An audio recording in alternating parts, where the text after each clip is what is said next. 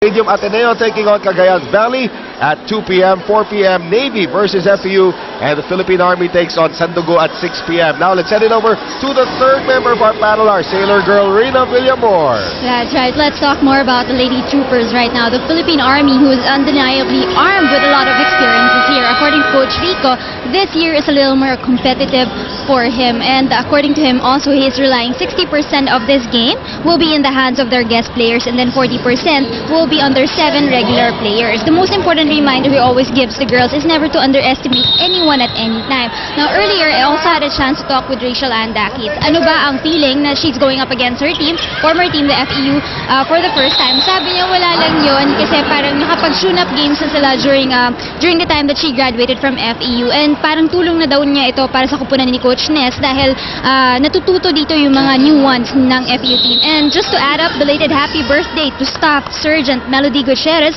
who turned 39 last Sunday. Back to you guys. Yan, isa sa mga manlalaro din ng Philippine Army. Kunyari pa ito si Shell. I'm sure meron, halong kaba at halong excitement din if you're going up against your former team, the team that you have played for more than 5 years, maybe even 6 years. Dakis! Wow! Kaya sabi niya, yan ba yung bago mong libero, Coach Ness? Bigyan nga natin. Bigyan nga natin. The spectacular attack here. Napakalakas. Umiko dito sa bunga Ninoy Aquino Stadium. Subukan natin yung bagong libero. Tandaan natin at si Dakis, and throughout her entire college career, halos si Rose Antaganas lang yung naging libero niya. Here is Dakis once again. Off to a hot start. It's Rachel Andakis. Sometimes ganun, you play better against your former team. Well, you want to prove something too, di ba? Gusto mo rin ipakita yung natutunan mo. Oo, pwede rin. Axel is the official outfitter of the Shakey's B-League. Lamang pa rin po ang FEU, pero isa na lamang. Jacqueline Alarca. Into the net.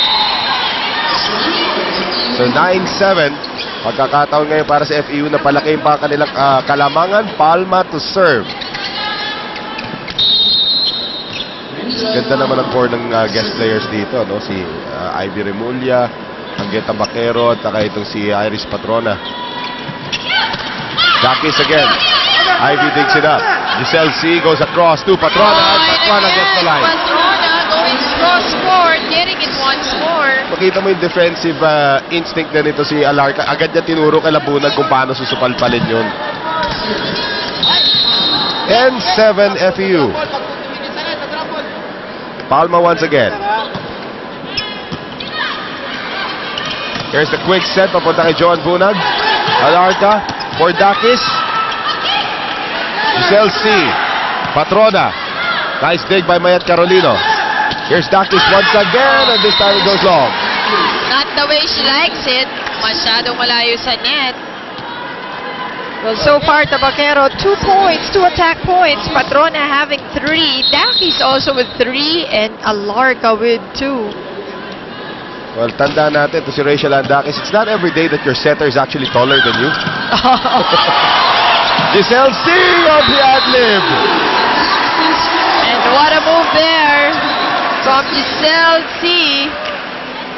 Yan ay kumpiyansa ni Giselle C ngayon at this stage of her career. You can see that. Eh, syempre, kailangan niya talagang mag-isip ng maigi pag si Tina Salak ang nito sa kabilang side of the net. That reception there from Michelle Carolino. Here's the setup. Eulalia could not convert. Ang ganda sana nun. But Eulalia, that was a bit low. Yung pagkakaset ni Giselle C. Now Dakis to serve. 12-8 FEU. Dakis playing for the other team, the Philippine Army. Nakakahilo, I know, pero you get used to it. Remote control on. Mahina baterya ng remote control niya ngayon. 13-8 FEU by 5 in the middle of the first set. Mikasa is the official ball of the Shakey's B-League. Patrona on the serve. Torres, not good. 6-point lead, yeah. Patrona. 6 na kabate ng FEU, ha? Patrona starting off real well. for Coach Nes Well, Pamilar. nag-guest player na yan dito dati sa Shakey's B-League.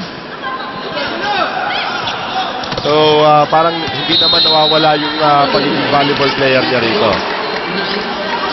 14-9. Army gets 1 point back. Captain Cristina Salak. Kailan kayo maging captain ng rango niya? No? Totoong rango. Patrona, not a good reception. And Ay. easy conversion for Joan Bunag. Joan Bunag with a tip. Ito yung veteran smarts nga na sinasabi natin when it comes to the a little bit older players of the Philippine Army. Madadamay ako dyan pag sinabi ko. Alam mo, ilalaban ko pa to internationally, itong Philippine Army na to. Oh, yung mga yan.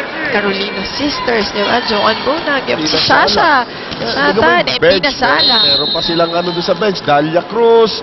Nandiyan pa si Ers Iratay.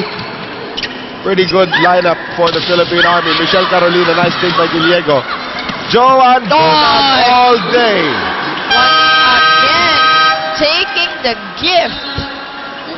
And Nes Pamilar seeing his 6-point lead dissipate.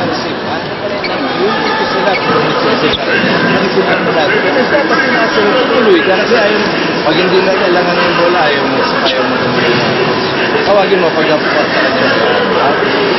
inabot mo yung ginanong mo. Wala ko na kaya. Sige, ha? Kailangan lang makanisip tayo. What's up?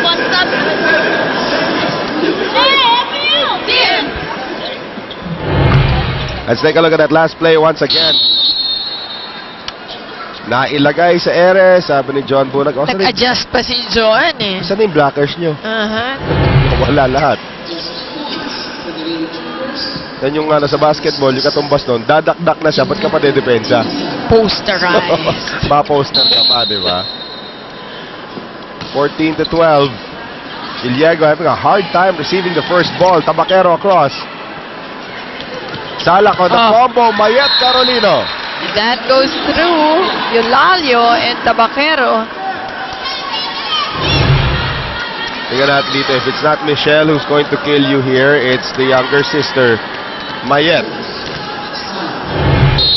Meron pa silang isang kapatid, si Marieta, no? Gallego, nice reach that time. Quick set for Eulalio.